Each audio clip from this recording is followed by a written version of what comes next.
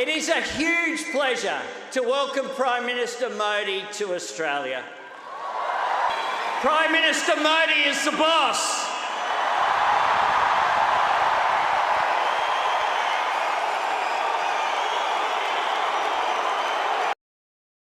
दोस्तों नमस्कार। तो आज हम बात करने वाले हैं हमारी नई संसद के बारे में। राहुल गांधी ने जो 9 सवाल उठाए हैं उसके बारे में, और जो प्रधानमंत्री का ट्रिप था 19 मई से लेकर 24 मई तक का, जिसमें से वो हिरोशिमा, जापान के हिरोशिमा में गए और ऑस्ट्रेलिया के सिडनी तक आए, वहाँ तक की उस सब की बात करेंगे। हमारे देश के प्रधानमंत्री नरेंद्र मोदी जो है 19 मई को जो है जापान के लिए निकल जाते हैं G7 समिट के लिए, जहाँ पर वो जो है peace, stability, prosperity, food and fertiliser and energy की बात करते हैं, और 2 दिन तक वहाँ पे समय व्यतीत करते हैं और मीटिंग करते हैं जापान में अलग अलग तरीके की, और प्रधानमंत्री जो जापान के जो प्रधानमंत्री उनके साथ मीटिंग करते हैं, और जापान में ही जो है महात्मा गांधी के सामने जो है उनसे आशीर्वाद लेते हैं, जैसा कि आप इस फोटो में देख रहे हैं। 2 दिन का स्टे के बाद में प्रधानमंत्री जो है फिर दूसरे देश में जाते हैं, फिर उसके बाद में आ जाते हैं ऑस्ट्रेलिया में।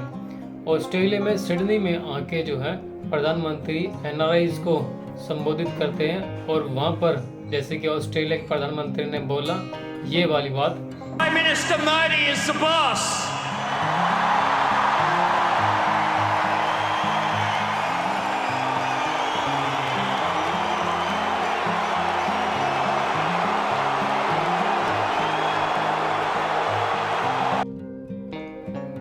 अब ये तो था 19 अप्रैल मई से लेके जो है 24 मई तक, लेकिन इसी के बीच में जो है भारत में बहुत सारी जो है बातें होती हैं। वो बातें क्या थी? वो होती है नई संसद की इनॉग्रेशंस को लेके, और इनॉग्रेशंस को लेके जो है राहुल गांधी एक ट्वीट करते हैं कि भारत की जो नई संसद का इनॉग्रेशन हो रहा है वो प्रधानमंत्री के द्वारा से नहीं, वो माननीय राष्ट्रपति के द्वारा से जो है उसका उद्घाटन होना चाहिए।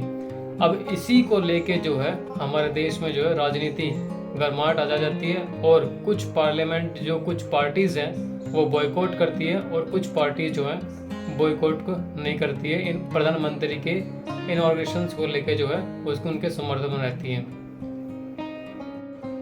अब इस बॉयकॉट को लेके जो है राजनीति होती है, और कुछ अलग अलग पार्टीज के जो लीडर्स हैं वो जो है ये सारी बातें बोलते हैं जो ऑपरेशन प्रधानमंत्री को नहीं करना चाहिए, क्योंकि ये theory of separation of powers का वायलेशन है। लेजिस्लेचर इंडिपेंडेंट है, पार्लियामेंट इंडिपेंडेंट है एग्जीक्यूटिव से, जो प्रधानमंत्री है, पार्लियामेंट इंडिपेंडेंट है जुडिशरी से, जो CGI हेड करते हैं उसको। तो इसीलिए हम इसका अपोज कर रहे हैं कि प्रधानमंत्री को, वजीर आजम मोदी को इस नई पार्लियामेंट की बिल्डिंग का इनॉग्रेशन नहीं करना चाहिए, क्योंकि ये theory of separation of powers का ग्रॉस वायलेशन है।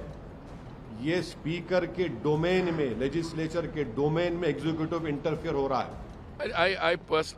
This is my personal view. It stems from both a gross misrepresentation of the nature of the occasion.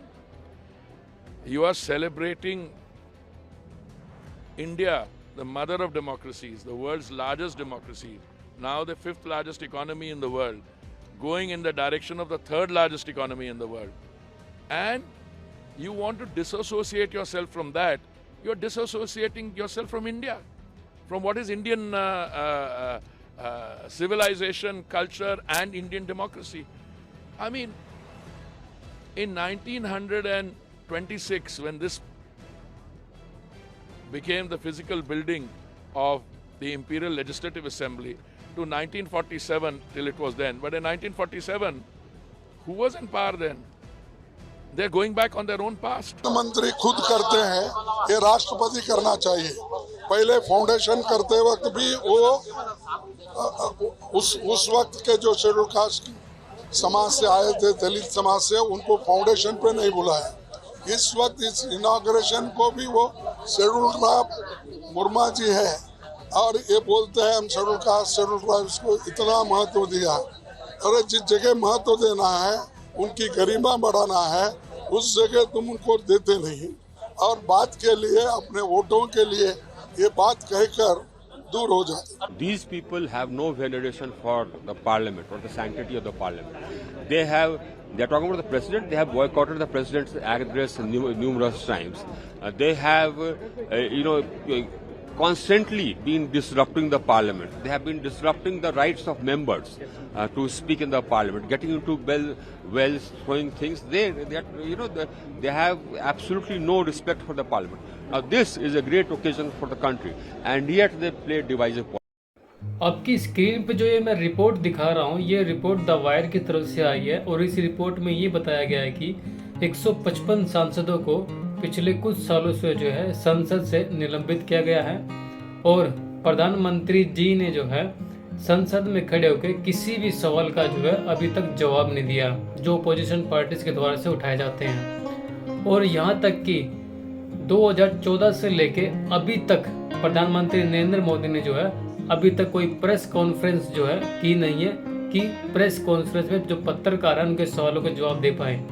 लेकिन जो अपोजिशन पार्टी आज के टाइम में बोल रही है कि इनॉग्रेशन जो है प्रेसिडेंट ऑफ इंडिया के थ्रू से किया जाना चाहिए, तो अब कहाँ से जो है प्रधानमंत्री जो है इन सब की बात सुनेंगे, क्योंकि अगर वो पिछले 10 सालों से या 9 सालों से जो है संसद में खड़े होकर सवालों के जवाब नहीं दे रहे या फिर प्रेस कॉन्फ्रेंस नहीं कर रहे, तो कहाँ से वो इन लोगों की बातें सुनेंगे। अब इसी के बीच में जो है कांग्रेस जो है के नेता राहुल गांधी जो है 9 सवाल जो है पूछते हैं। प्रधानमंत्री के कार्यकाल जो है 9 साल जो पूरे हो चुके हैं और उन्हीं 9 सालों को लेके जो है ये 9 सवाल जो पूछते हैं और ये ट्वीट करते हैं अपने साथ ट्वीट में। झूठे वादों और जनता की दुर्दशा पर भाजपा ने खड़ी की 9 सालों की इमारत, महंगाई, नफरत और बेरोजगारी। प्रधानमंत्री जी अपनी इन नाकामियों की लीजिए जिम्मेवारी। और 9 सवाल कुछ इस प्रकार से है। अर्थव्यवस्था को लेके है, कृषि और किसान को लेके है, भ्रष्टाचार और मित्रवाद को लेके है, चीन और राष्ट्रीय सुरक्षा को लेके 9, सामाजिक सरवाद को लेके है, सामाजिक न्याय, लोकतंत्र संस्थाएं, जन कल्याण की योजनाएं और कोरोना मेस मैनेजमेंट को लेकर है। अब इन्हीं 9 सवालों को लेके जो है पवन खेरा कांग्रेस के प्रवक्ता जो है इन 9 सवालों को लेके प्रधानमंत्री को लेके जो है तंज कसते हैं, जो कि आपके स्क्रीन पे है। आज दरअसल प्रधानमंत्री को माफी दिवस मनाना चाहिए। पिछले 9 साल जिनका लेखा जोखा अभी जयराम रमेश जी ने आपके सामने रखा, उस लेखा जोखा को अगर आप देखते हैं तो आज सिर्फ और सिर्फ मिच्छामी दुक्कड़म कहना चाहिए प्रधानमंत्री को। इसके अलावा और 2 शब्द के अलावा तीसरा नहीं बोलना चाहिए। प्रत्येक हिंदुस्तानी से, प्रत्येक भारतीय से जिसके साथ विश्वासघात हुआ उससे वो माफी मांगे। पिछले 9 साल में जितनी बातें इन्होंने की, अपने मैनिफेस्टोज में की, अपने वादों में की, अपने भाषणों में की, अपने मन की बात में की, तमाम बातें काल्पनिक थी।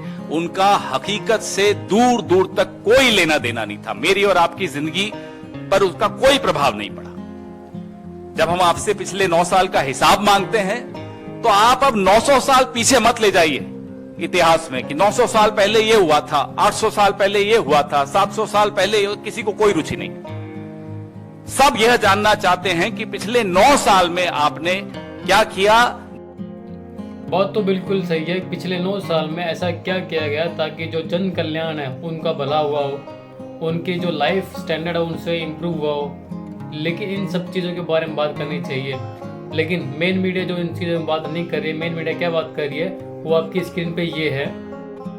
अब ये एक एबीपी न्यूज़ की पत्रकार, महिला पत्रकार हैं। अब ये अपने ट्वीट में क्या कह रही हैं? रात के 3 बजे नुरशद अली एक प्रधानमंत्री का चित्र बना के प्रधानमंत्री के स्वागत में खड़ा हुआ है। पिछले 9 साल से जो है इनसे प्रधानमंत्री से मिलना चाहता है।